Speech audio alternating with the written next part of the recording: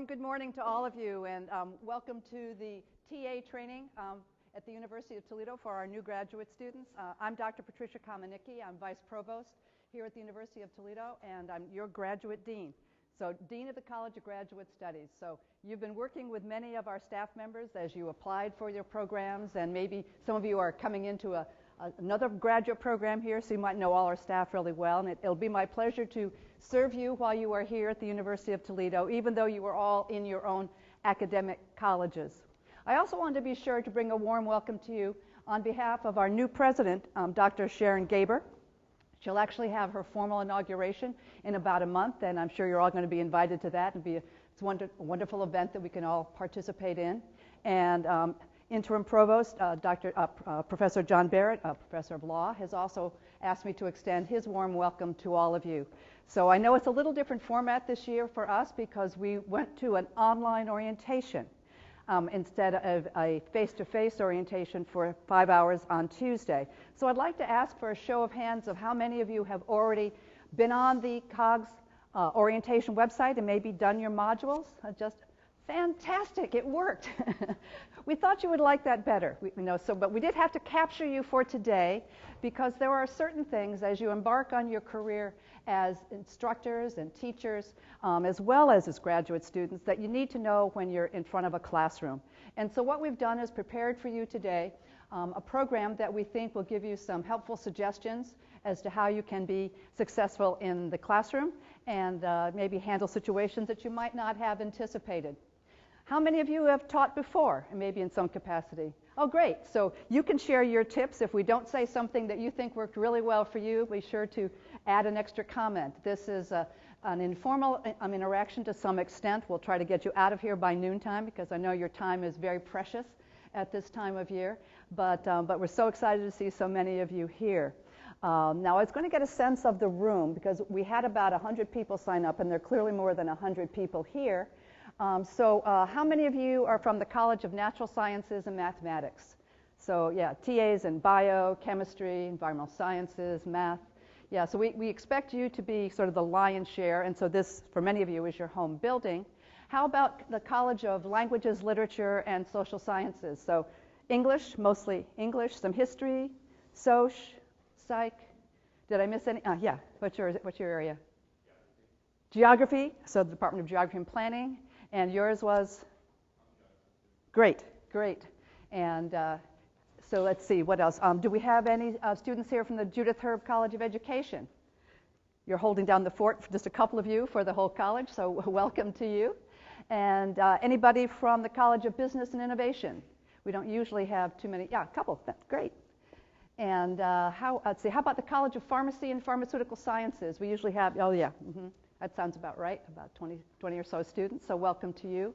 And you had a chance to participate in a face-to-face orientation for Health Science Campus's students yesterday, and I hear that went very well. And a lot of the colleges do have their own orientation. Some of you might have already participated. Those of you in engineering, College of Engineering, how many? Yeah. Okay, you all had a nice orientation on Tuesday. Sorry I couldn't join you on those days. I had other conflicts and couldn't come to say hello. And then what other colleges might we have TAs that I've missed? Who wants to call one out? COCA, College of Communication and the Arts? All right, all right.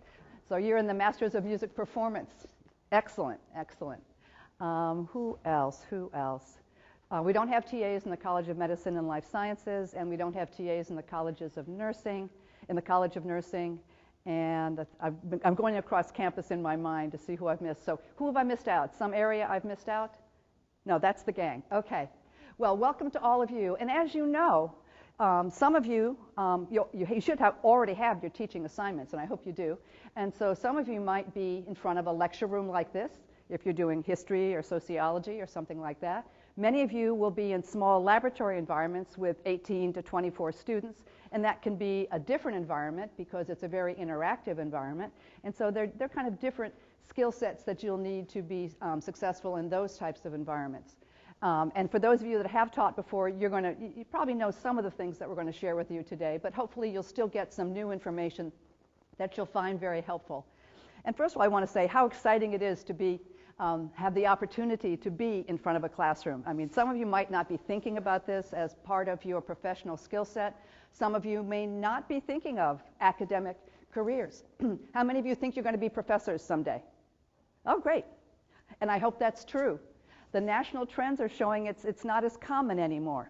Back in my day, about 70% or so, 70 to 80% of all people that got Ph.D.s went on to be academics. And so it was a pretty standard drill.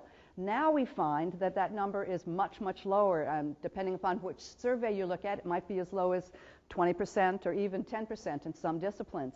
But it doesn't mean you're not going to have a wonderful career after you complete your master's degrees or your doctoral degrees. We find that our students from the University of Toledo have almost 100% placement after they finish here. And that's just looking at the first 6 months out, because we do an exit survey when you complete your program, and we ask students, are you going to be employed in your field, and are you in Ohio, and that kind of thing. And we find that we have fantastic information about where our students are going. And so you've chosen wisely to come to graduate school, and you will get skills here in your professional areas, as diverse as they are, that will certainly help you as you continue on your professional journey. And it's our delight to be part of that endeavor. And so, as I was indicating here, we're going to have a series of speakers this morning.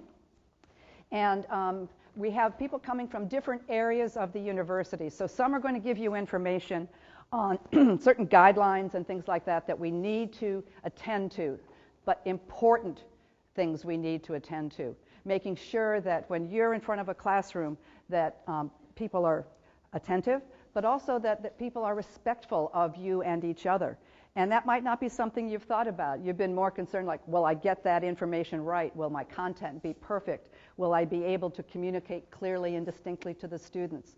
And those are natural first things to worry about. But there are other things that might just hit you in the face that you never anticipated. So what we're trying to do is to mitigate that and make sure you don't have any surprises, and that you have a wonderful set of resources for any occurrence that might happen in the classroom.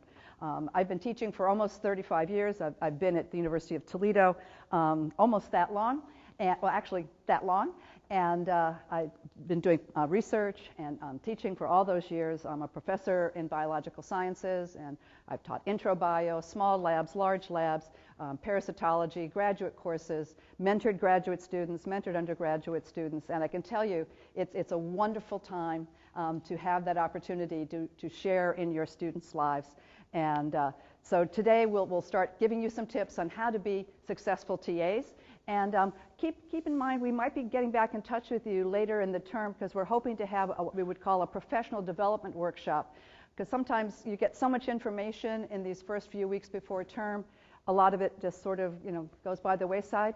So to help, we're doing two things to help that. One, we have Don Reiber here from the audiovisual services area, and he's going to be capturing all of this for today. So if you miss a few points that you want to review, it will be available to you, in a week or so. And then secondly, we'll have hopefully a workshop maybe about a month and a half into term. And so stay tuned for that in your mailbox, because COGS communicates with you regularly during your time here. Usually once a month we have a newsletter to you, and so that would be a place where we would make an announcement. And then since you're in a special cohort, the TAs, and as new TAs, we'll be able to have all your numbers because you all signed in. So please, if you didn't sign in, if you came in a little later, don't forget to get your name on the sign-in list so that we can assure your departments that you were here and received this training, and that we can then have good contact information for you. And so I guess there's one more thing I'd like to say, since we didn't see you face-to-face earlier in the week, and that is, welcome to UT and the College of Graduate Studies and the graduate community here. Okay, who knows how many graduate and professional students we have at UT? Anybody have any idea? 1,000? Nope. More? 4,000? Very close. We're a little bit more than that. We're somewhere between 43 and 46 in any given year. And that does include our PharmD students and our JD students as well.